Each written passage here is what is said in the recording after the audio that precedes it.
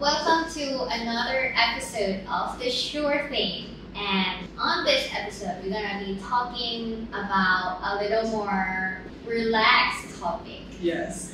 So again, you're here with Ken and Janine. We're both educators, like the last episode. But for today's episode, we want to show you one of our other sides when we use English. Because when we think of us as tutors and as educators, most of our students just see us as the teacher that teaches them English. But we both are also learners. We are lifelong learners. Yeah. And for today's episode, we want to share our experience learning languages and also our side on also working ethic and also working lifestyle, our opportunity and what we've done as bilinguals. Yeah, like I think for today's episode, we want you to come in a little bit to our life, how we use English for our own jobs, not just as tutors. Me and Janine, we work mostly in this field, right? Mm-hmm. Using languages as our main source of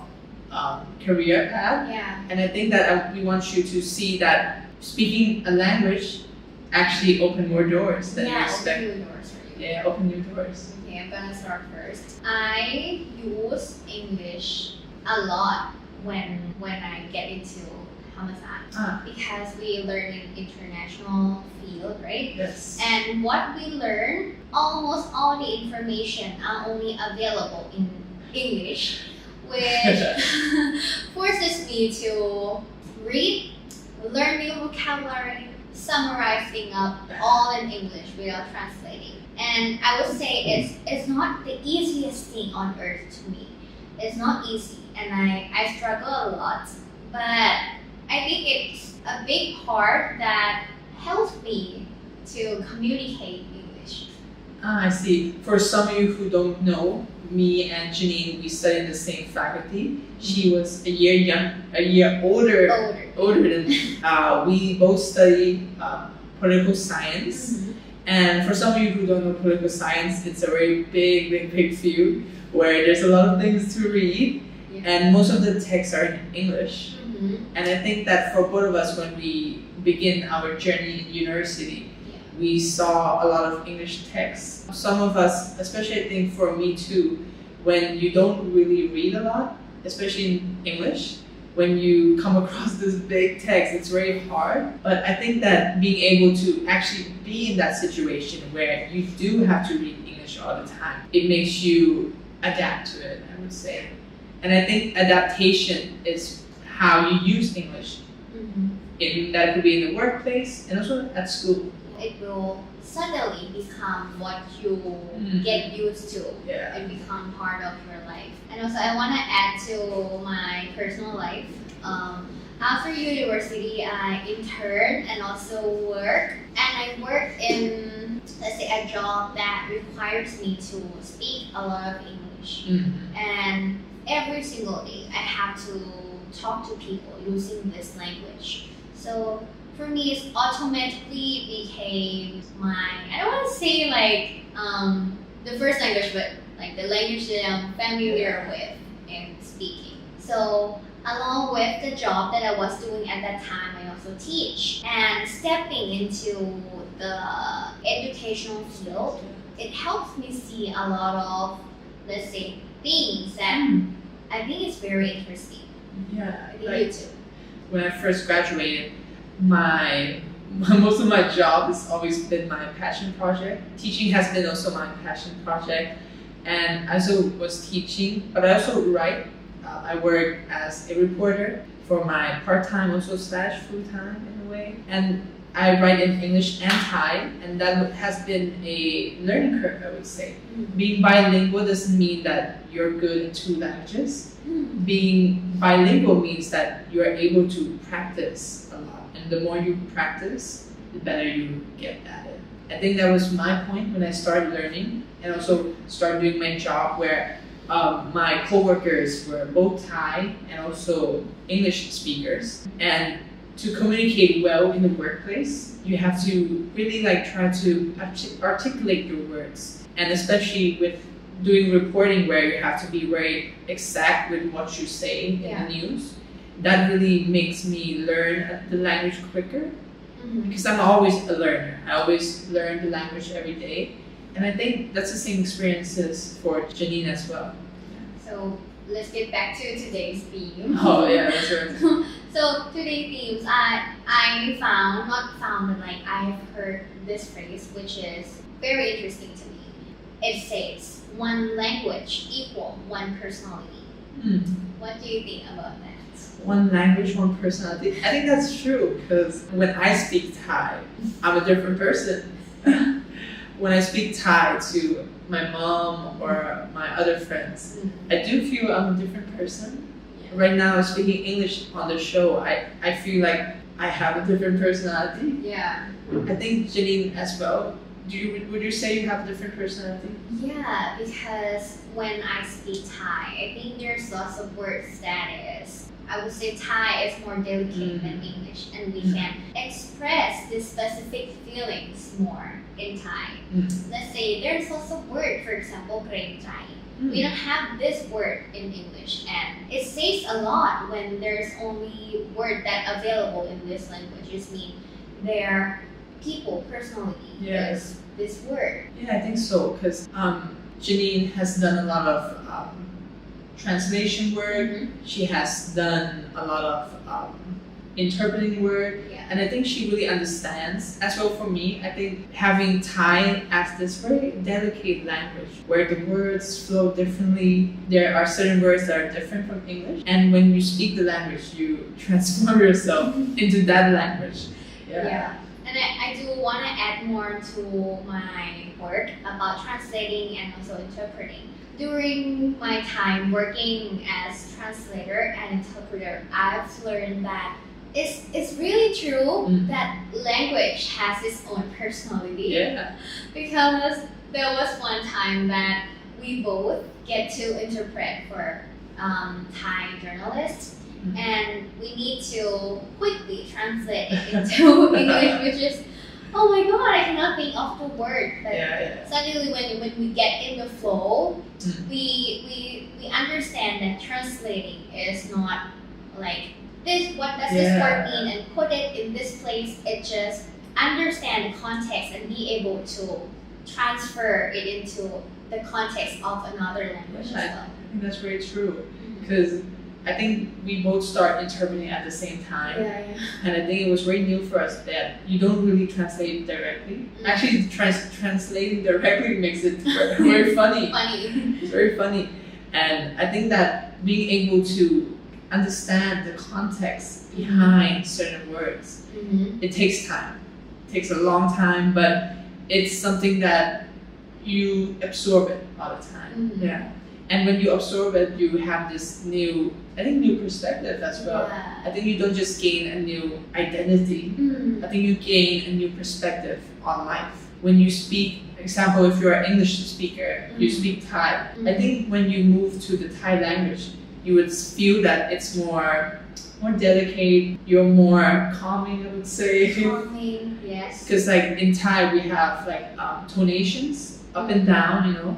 And I think these kinds of language skills that Thai people have makes their language feel very, very formal sometimes. Formal, yes. But for me, I think when I speak in English, I don't know why, but I feel like I'm more confident, I feel more fierce, and my tone changes, my pitch raised a bit. Compared to Thai, I would be more quiet, introverted, not so like I don't speak a lot when it's come to speaking Thai. To be honest, I have a different experience when I speak English, especially when we speak English at the workplace or with my higher ups, I would say. I more articulate my words. I would try to think before I speak. I think with Thai, I never think before I speak. I just say what I want to say. And that really has caused me a lot of problems. But yeah, that's very interesting that just having two languages, you're like two different personalities. But we do speak other languages. Maybe I want Janine to share a bit of her other experiences with other languages. So last year I I skipped work, I skipped everything and Whoa. be a full-time student. Uh-huh. I spent, I think, almost the whole year learning German.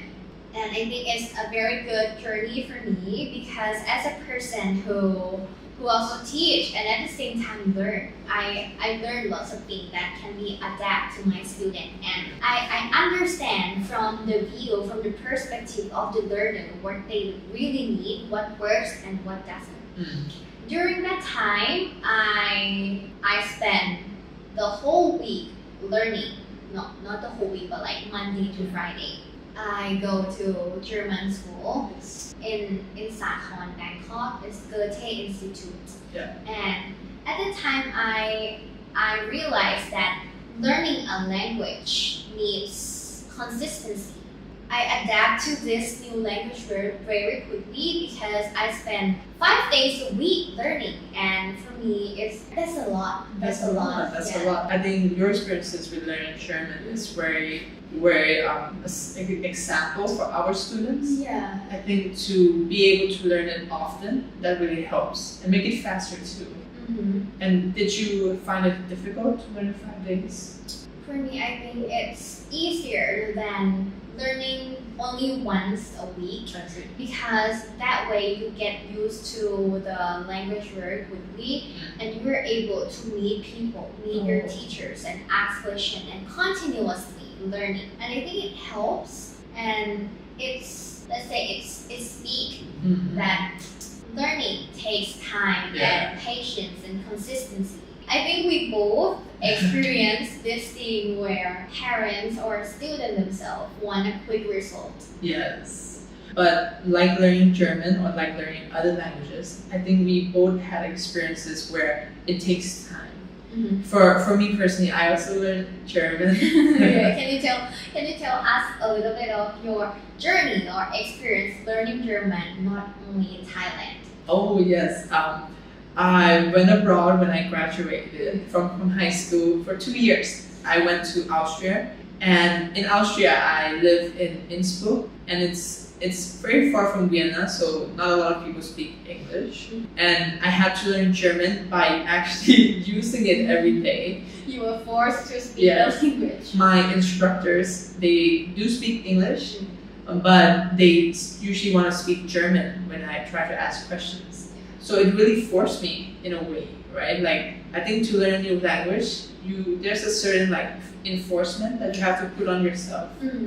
And in that 2 years where I had to use the language, I actually forget how to speak Thai, because I think that was like something that I used so often that I only used English and German, that I didn't use my other language or my mother tongue, that's Thai. That when I came back, I didn't really speak good Thai anymore. Yeah. But I want to know, like a few years living abroad in a country that doesn't even speak English and their first language is German. I want to know how you feel about yourself. Is there anything that changed? Because today we live with one language, one personality, right? That's true. I want to know from your first-hand experience living in Austria and speaking German. How does this define your personality? So I said like English I'm more extroverted, Thai I'm more introverted. Yeah, what about German? Oh, when I speak German I'm reclusive. I didn't really go out much when I was in Austria. So so the language for me, I attached this isolation to myself. I learned German by myself, use it as little as possible because it was like a very I lived like it was like in the mountains. I was like in a very small village, and the people that I knew were my mom, my dad, and also my neighbors. That was like, and also like people at a market where I speak German to. But that was such a little community that I stayed in, that the environment was so small that I became more reclusive. I stayed with myself more. But those years weren't that difficult, I would say. It's like I actually dreamt in German often. And I think that dreaming in the language, it's like a new personality. Yeah. Do you have this experience before, dreaming in a new language? Not with German, but I want to share also my experience learning German. I think for me, if I speak German, I'm being more straightforward.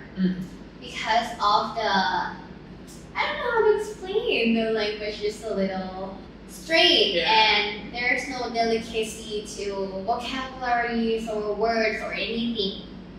Let's say it sounds harsh sometimes. Yes. And I think it is what shapes personality of people who speak German to be very straightforward, to be never smiling. they do smile, but it could be strange. It could be strange. But yeah, like German is very straightforward language. I think that really explains the grammar of it too. But it shows that this language actually shapes its people, or vice versa, right? It's like the language comes with its people, and also with Thai, and also with English. But I think for English it's very different that it's very universal language, right? People speak English all around the world. People are always continue to learning it. And I think English is very like the base if you want to attach new personalities to it. You can be an introverted English speaker. You can also be an extroverted English speaker as well. Yeah, it depends on the style and how did you start learning the language. Yes. Let's say, for me, I learned German from an institution that speak German. So it's different from Ken's experience where he mostly learned by himself and the environment that forces him to speak only in this language. So I think for him, German became his personality. Yeah, that's true. I think that also happens with our students. It's their first contact with the language. Yeah. If they met let's say, a very tough teacher when they start learning English or any other languages, that really attached to how they see and visualize the language from there on. I think it's what defines their personality in speaking that language. Because that is why we're trying to create a classroom that relaxing, that is light, that allow our students to be wrong, to try things. Because language is not like, don't come at me for mathematics. It's not like math. It's not like plus minus. It's very organic. Every language you speak. Yes, you can try to have more fluency in it, write better, have better grammar. But at the end of the day, like we always say, it's a tool, right? We use it for communications, especially today's episode where we both use it for our work and we see it as a tool and also as a medium, again, to talk and to communicate our ideas. And I want to ask Ken, as a person whose first languages are both Thai and English, do you find it's hard to like balance both usage of the language? It's difficult, I would say, because if you speak a lot of English, for me, I would use the same sentence structure with my Thai, so I would sound like a robot sometimes. But when I speak more Thai, especially when I usually have sessions every month, I have 2 books, English and Thai. So I read 2 books, 2 different languages at the same time. And if I read more Thai, I would speak more Thai. I read more English, I would speak more English. And I think that is something that really helps me to use both languages fluently. And I think that if we can translate that into the classroom where they can also use 2 languages or find a way to have these 2 languages mixed, that really shows them that this is not just a language that I have to use for this person or this person. It's something that is internal, and then they create their own personality to those languages as well. Do you have difficulty speaking 2 languages sometimes? At first, because my first language is Thai, and when I started learning English at school, I would say it's kind of difficult for me to find a path in like using this language in class with friends and to ask teachers. It's a little bit scary at first, but when we are in that environment, it will naturally absorb. I see. Yeah. Okay. So I think one of the things is that when you speak a new language, it's like there's new opportunities. Yeah. We always use the phrase door. Like there are more doors open to you. And I think for Ginny and I, those doors really help us shape who we are. And I think that when you learn a language, that is how you see yourself, right? It really shapes who you are. So it's not just defining your personality, but it's also provide opportunity for you to be able to see which path you want to walk. Yeah. I think that's a good to end this episode. But before we end this episode, we do have homework for you. So we know who's listening or not. So it's nothing that you have to, you can comment down below or have it write. We believe that when you write these questions down in your notes, you visualize yourself using the language. We actually do this too. We do this, right? We listen, and when there's a question, we always write them down, right? So for today's episode's question, what language do you want to learn in the future, right? And why? That you don't have to write it down in the comments. You can write that in your notes and see what kind of languages you want to learn. That could be English, that could be Chinese, Mandarin, that could be Japanese, and see why you want to learn that language. Then you will slowly piece together, right? That could be a movie, that could be your favorite beauty blogger. Those things will come out. I want you to try to do this, and we should do that too, right? Yeah, we should do that too, because I believe that everybody has their preference on the medias or movie or anything that they wanted to consume, but maybe it's in different language. Yeah.